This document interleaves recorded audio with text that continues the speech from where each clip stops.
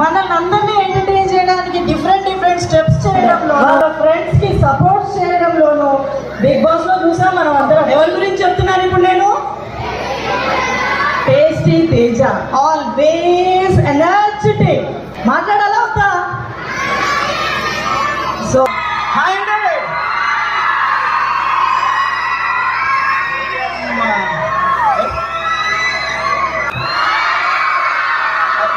Hi parents.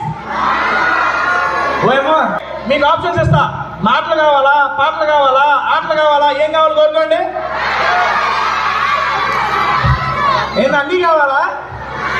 Okay, నేను మాట్లాడిస్తా, అమర్తో dance చేపిస్తా. ఓకేనా?